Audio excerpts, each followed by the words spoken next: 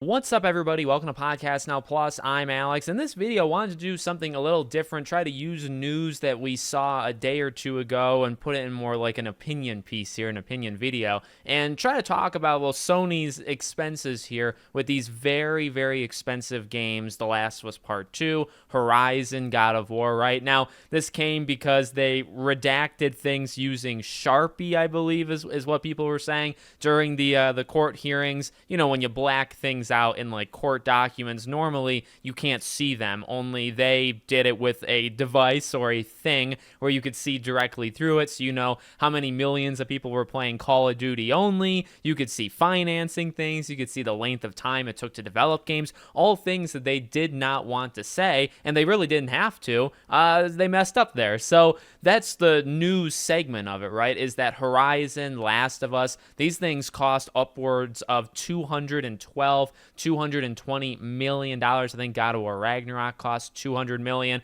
Very, very expensive. Now, the opinion piece I want to throw in is, look, we've talked about Sony's, going into live service, and I'm not a fan of that, and I've talked about my gripes with live service in general. But I do understand it, and that's, the theme of this video. I understand why Sony would want to go into live service. I just don't like it / I don't agree with it. But the thing I want to talk about and see if we can walk ourselves through is like, well, how do you stop this? How do you actually get around this? And this is kind of what Sean Layden, almost to a T, was talking about like 5, 6, 7 years ago, right? With these budgets ballooning, these games taking ever longer to be made, and the budgets just keep going up, and it has to eventually stop if it keeps going. Yet again, I will say, not to get too politically, but if you look at like things like the economy or like housing and all this stuff, and you say, well, things can't possibly keep going, right? Like eventually it has to stop. Well, guess what? It keeps going. Now, eventually, we're just going to go around in a circle. Eventually, yes, it will stop. Something really terrible will happen to kind of reset things, and that will happen. But like, you say that as things continue to get worse, as people continue to get screwed, right? We'll get there, but like still not right now, but you can say it out loud. That's honestly where we're at, I believe, with gaming, where you just keep walking yourselves in a circle, in, I think, the right way. There's really no way out of it. Games take longer and longer to make. People, in terms of the money that they make, well, whether it's inflation or whether it's this or that, people get paid money. And people have been breaking this down on Twitter. Like, it's not that hard to kind of figure out the expenses. If you have a really big team, even, and this is lower than the numbers they said, but if you even have like 100 people or 150, now these studios have 250, 300, sometimes 400 people working on it. You have all these people, and they get paid whatever the average is, and maybe the average is 100K, because maybe some of them make 300K, maybe some of them make 50K or 40K, right? Like, just average it all together, and then you do that for years, for 3, 4, 5, 6 plus years, and eventually, yeah, you do get into the hundreds of millions of dollars, and that's not with marketing. Now, for movie marketing, we know they spend a lot. They spend almost like the budget on the film to then market the film. For games, I doubt it's that much. I think they probably get a lot of help just through like YouTube things alone. But yet again, so do movies. So I really don't actually know how much you spend. If you spend $220 million, let's say, on The Last of Us Part 2, how much is your marketing? Is your marketing like 50 million? Is it 100 million? Is it basically like half the budget? I don't know, but it's probably somewhat high. And now, as we go along here, right, so what does that mean? Well, that means the game has to sell, right? When you have a budget of 200 million, you could do like easy math. You could just literally do the calculations. You need to sell about 3.5 million, I think, to be like nice and safe that you at least made that money back. Now, again, that's without marketing. So you probably need at least 4 or 5 million units till you start to make money back. Now, those are for like the most expensive games. And that arrives us again to where we're at right now. I understand it. You have to go live service. Live service, I assume, is cheaper. You can probably throw these things together in less time, less people, and then you keep the thing around forever, and you hope that some poor sap with their parents' credit card is going to give you like $300 a week, which does happen. Like, that stuff happens, whether it be live service stuff, whether it be sports things. We know FIFA, we know Madden. Heck, I did it back, not, I didn't spend that, but like my very first one or two NHL games, I spent maybe like 20, 30, 40 bucks per year, okay? Not like per week or per month, but per year. I did do the Ultimate Teams, the cards I did that. Now I was like 12 or 13, so I went through that era, but I didn't spend like $1,000 of my parents' money. I think I would ask, or I would spend my own money, but that's beside the point. I get it because, well, they cost so much to make. And then if you have to sell 4 or 5 million units just to break even or make some money, but you're not like making a ton of money, right? Now, if your budget was cut in half and you made 5 million sales, well, now you're raking in the dough, right? Same thing with a movie, right? If the budget is 20 million and then you crush it in the box office, well, obviously you're going to do quite well. But if you're Indiana Jones and your budget's like 300 million, well, suddenly you need to make like 600-700 million just to break even, which is insane. And a movie that doesn't cost 300 million wouldn't have to do that. It is the same thing for games. The problem is these big companies, I guess there is one thing you could do, or maybe two things. Number one, scale down.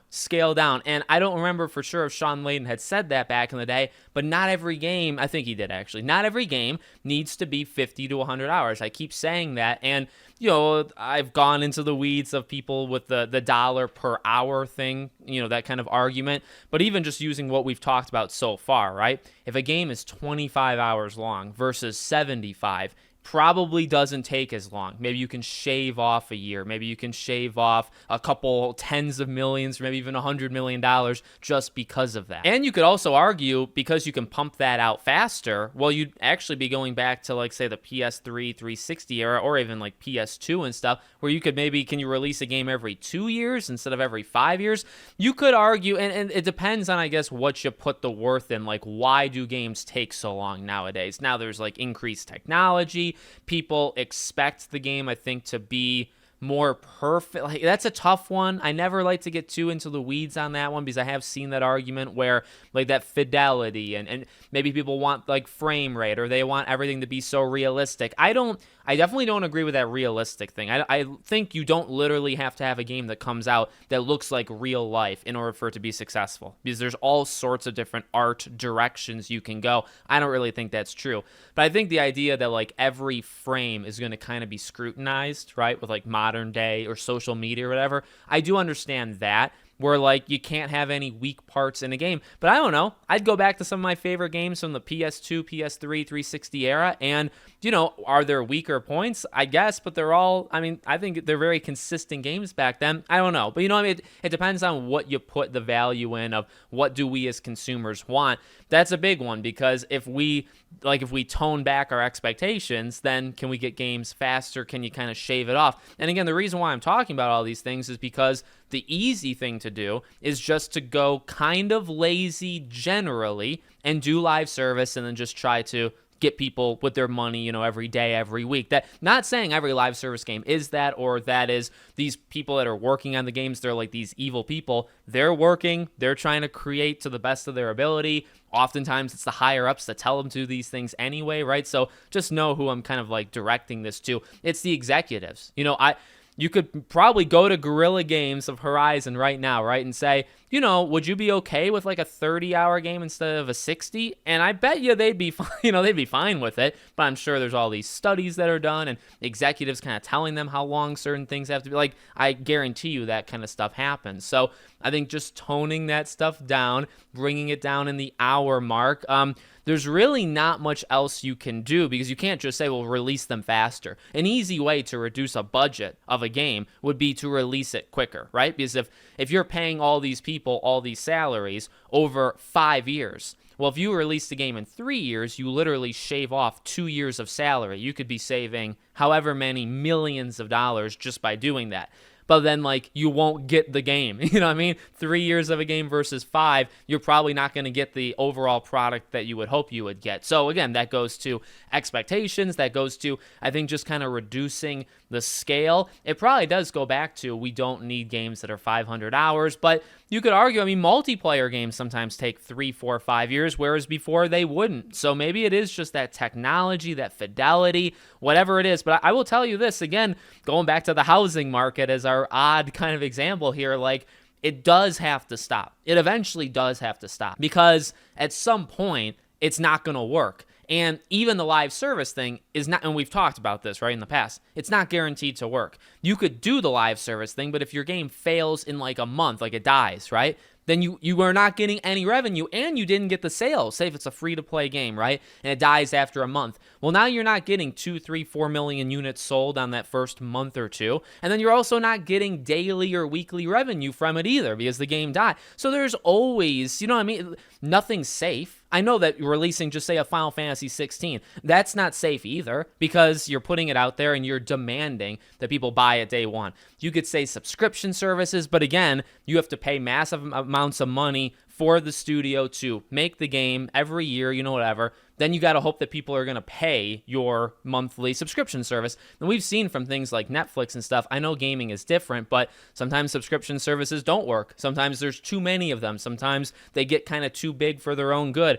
Everything has a weakness, right? I guess that's what the point of this video is. It's like what literally has to change. The thing is, something has to change because as things keep going up, you can't keep asking for more and more people to buy these games, right? And that's like the age-old thing with like EA with Battlefield, right? That's like an age-old story where I think a Battlefield game sold like 10 or 12 million units, and EA said, well, we were kind of hoping it would sell 14, so it's kind of a failure to us. And it's like 10 million units sold is insane.